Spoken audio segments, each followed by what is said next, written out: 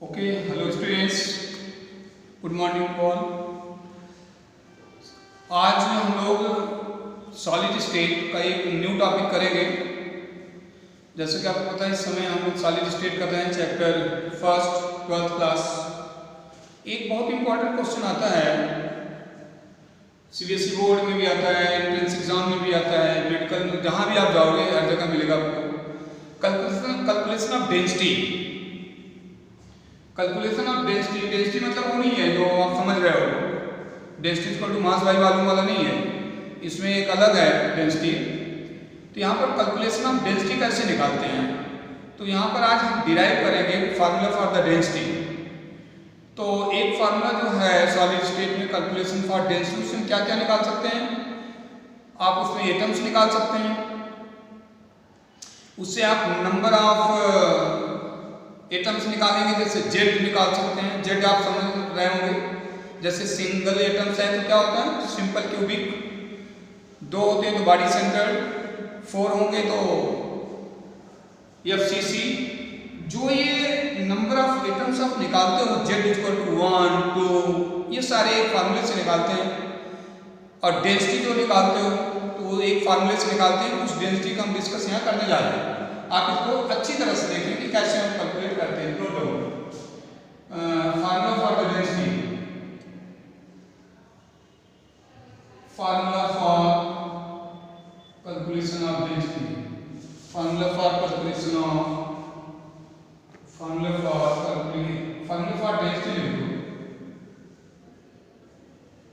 इस डेंसिटी को ये रो बोलते हैं, रो, डी रो लिखा जाता है, ध्यान देना। बुक में जो है आपको रो मिलेगा, डी नहीं मिलेगा। तो क्वेश्चन है कि कैसे निकालते हैं। तो सबसे पहले निकालने के लिए हमें क्या चाहिए, वो सॉलिड चाहिए जिससे वो कंस्ट्रक्ट है। तो सबसे पहले यूनिट सेल बनाओ, यूनिट सेल, ये आपका यूनिट सेल ग्राफिक।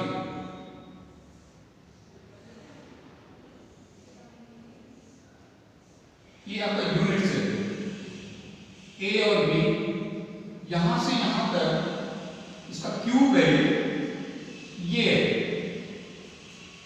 इसका साइड है, ए माना गया क्यूब है, पहले बता रहे हैं क्यूब है। 1 यूनिट सेल बोल देते हैं, यूनिट सेल। बात को समझो, ये यूनिट सेल है। किसी की भी जैसे डेंसिटी निकालने के लिए सबसे पहले उसमें हमें क्या चाहिए, मास चाहिए, फिर क्या चाहिए, हमें वॉल्यूम चाहिए। बिना मास और वॉल्यूम का तो कुछ निकाल ही नहीं सकते। कुछ बच्चों को मेरी बात समझ में आ रही होगी। डेंसिटी सबकी अलग अलग होती है। अगर कोई आपसे यह क्वेश्चन क्रिएट करे कि 1 kg आयरन है और 1 kg कॉटन है, रुई, तो दोनों में वेट दोनों का क्या होगा, कौन बता सकता क्या होगा। 1 kg आयरन है और 1 kg कॉटन है, तो दोनों का क्या होगा, वेट तो 1 kg ही होगा। तो क्वेश्चन है 1 kg अगर होगा तो किसी को बोलो कि चलो आपको 1 kg से मारते हैं और 1 किलो रुई से मारते हैं, तो देखो किससे ज्यादा चोट लगती है, तो देखो शायद जवाब आ जाएगा सामने। तो मीनिंग ये हुआ कि इसका क्या रीजन हो रहा है, वेट तो बराबर है। अभी कोई 1 किलो रुई से मारे आपको कुछ नहीं होगा, 1 किलो ही मार देता आपको सब कुछ टूट जाएगा। तो क्वेश्चन है कि क्यों हो रहा है, इसका मतलब मेन पॉइंट उसका है डेंसिटी। रुई की जो डेंसिटी है वो बहुत कम है, जबकि आयरन की डेंसिटी बहुत ज्यादा है। तो डेंसिटी कैसे कैलकुलेट करेंगे एटम के लिए, अगर यहाँ देखें तो काफी इंटरेस्टिंग है। यहाँ यूनिट सेल, तो सबसे पहले हमें जो चाहिए वो चाहिए वॉल्यूम। तो लिखो यहाँ पर फर्स्ट ऑफ ऑल, यहाँ पर है volume of unit cell. Volume of unit cell equal to a centimetre cube, ये क्यूब। आप इसको किसी भी यूनिट में डाल सकते हैं, इसलिए मैं यूनिट नहीं डाल रहा हूँ, सुनो ध्यान से। अगर आप इसको मीटर में डालना चाहते हो तो मीटर में डालो, पिकोमीटर में डालना चाहते हो पिकोमीटर में डालो, जिस भी यूनिट लेना चाहते हो उसमें डालो, इसमें कोई प्रॉब्लम नहीं है। 1 पिको मीटर इक्वल टू कितना होता है, 10 पावर 12 और नैनो कितना होता है 9, अगस्ट्रान कितना होता है 10⁻⁻10, माइक्रोन होता है 10⁻⁻6। तो ये सारी यूनिट आपको पता है। यहाँ पर आते हैं सबसे पहले, अब वॉल्यूम ऑफ यूनिट सेल हो गया तो मास भी निकालना होगा। तो note down mass of unit cell is equal to, तो मास कैसे निकालते हैं, मान लो आपकी बैग है, बैग के अंदर मान लो 4 बुक्स हैं, एक बुक्स मान लीजिए 200 ग्राम की है, 4 है कितनी हो गई 800। तो क्वेश्चन है कितनी बुक्स हैं ये आपको जानना जरूरी है।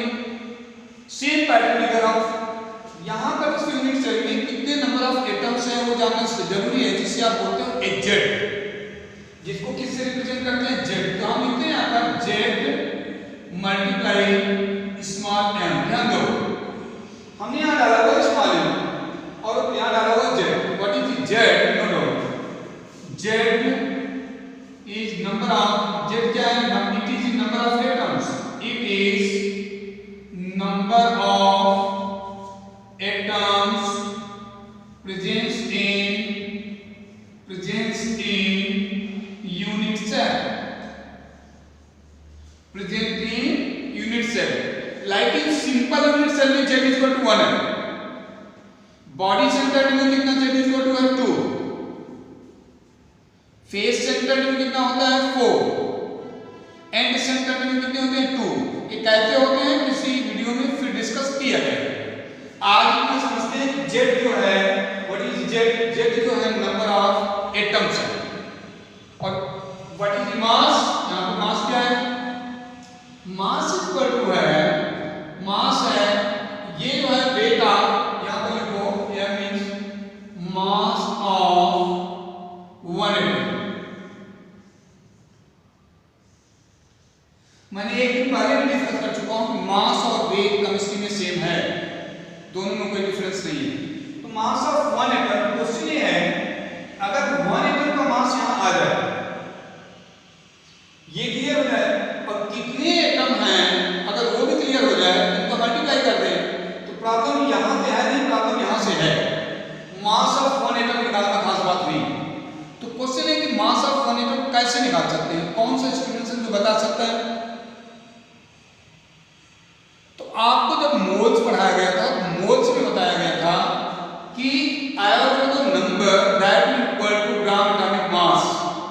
बात को समझो, जैसे सोडियम का कितना होता है 23, तो 23 gram of sodium always contain 6.022 into 10⁻23 atoms of sodium. समझो, अब मैं यहां लिख रहा हूं, क्या लिखते हैं, सिंस 6.022 into 10⁻23, और इसी को बोलते हैं आयोटो number. 6.022 into 10⁻23 atoms is equal to gram molecular gram atomic weight. और यही क्या होता है आपका, इसको किससे दिखाते हैं, कैपिटल एम से। ध्यान से समझ लो, ये सबका अलग अलग होगा। सोडियम जैसे है कितना हो गया 23, कैल्शियम अगर होता तो कितना हो जाता 40, इसी तरह से जैसे नाइट्रोजन होता तो कितना हो जाता, नाइट्रोजन का 14, 2 से मल्टीप्लाई कर दो कितना 28। ये सबका अलग अलग है। तो आपसे कुछ क्वेश्चन पूछे जा रहा है, अगर मान लीजिए यहां पर हम लें इतने एटम में, ध्यान दो, इतने एटम में इसका मॉलिक्यूलर मास या वेट कितना m, तो 1 के लिए क्या करोगे आप बताइए, डिवाइड। 1 एटम निकालने के लिए हमें क्या करना होगा, डिवाइड। तो यहां पर लिखेंगे therefore for weight या mass of 1 atom, और 1 एटम को यहां पर क्या लिखेंगे, ये देखो m इक्वल टू, आपको पता चल जाना चाहिए कि कैपिटल M ऊपर हो गया और आयोटो नंबर नीचे, और ये आयोटो नंबर को कौन रिप्रेजेंट कर रहा है, a। इसका मतलब होगा आपका होगा a। मैं इस चीज को दोबारा फिर से बता रहा हूं,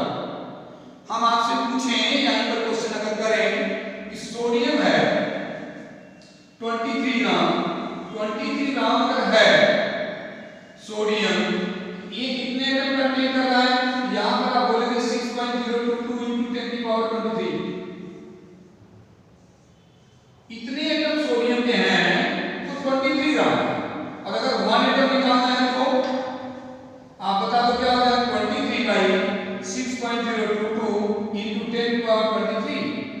तो ये जो 23 है ये क्या है, कैपिटल है ना, और ये वाला क्या नंबर है, 23 वाला क्या है, एल्गोरिथम नंबर।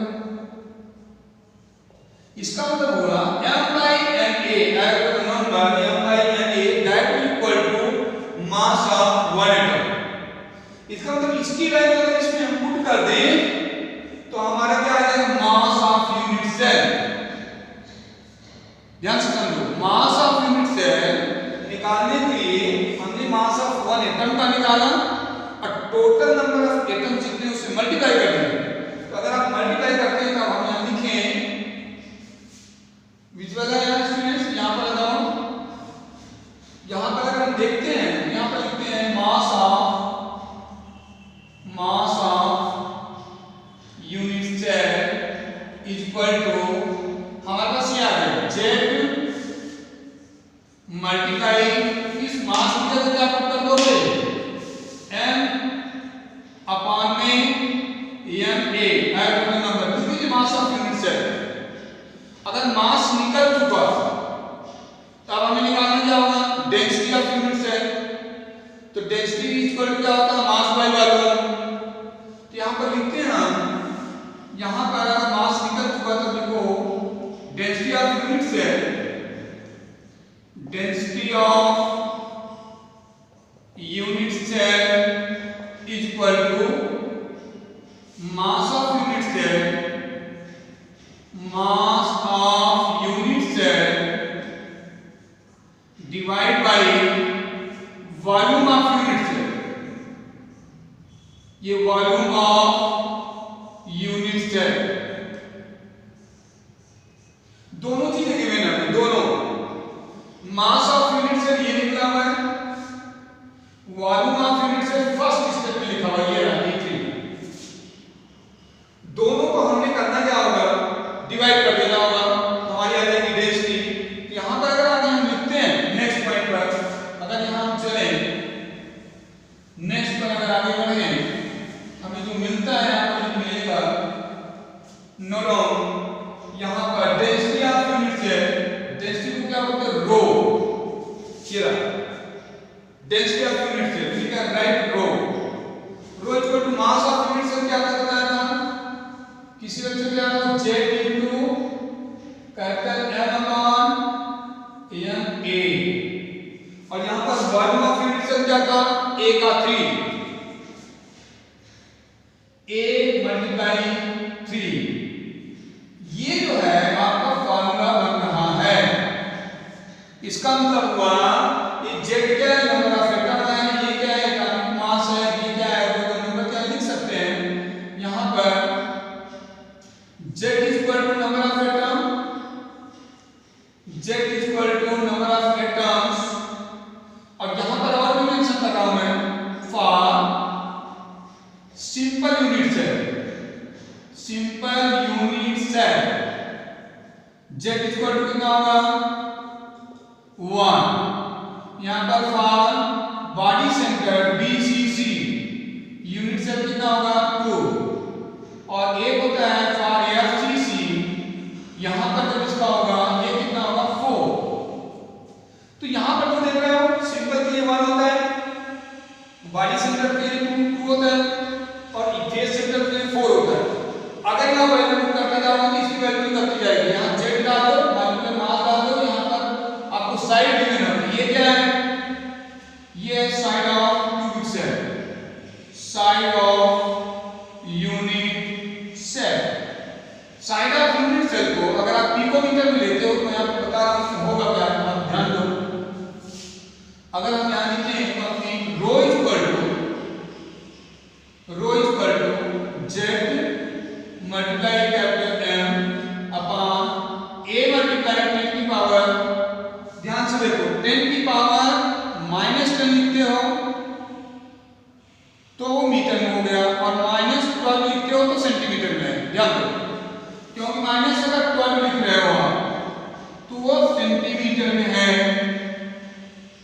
यहां क्यूब मैंने लगाया हुआ है, साइड आप सपोज गिवन है साइड इतने सेंटीमीटर मतलब सेंटीमीटर है, तो ये फार्मूला लगाना, और आप उसमें क्वेश्चन सेंटीमीटर में इसको यहाँ पर सारे के न्यूमेरिकल से निकालने होते हैं। मल्टीप्लाई अगर आप करते हो यहाँ पर आएगा तो नंबर आपके सामने लिखा हुआ है 6.022 इंटू 10 की पावर 23। कुछ स्टूडेंट होंगे जिनको ये बात क्लियर हो रही होगी यहाँ पर कि 12 3 36 अगर करें और ये 23 करें तो ये जो है इसका फार्मूला निकल आएगा। और इस तरह की इसकी अगर आप वैल्यू पुट करते हो तो ये आपका फार्मूला आएगा। नेक्स्ट क्लास में we will study numerical based on the density. Okay students, thank you.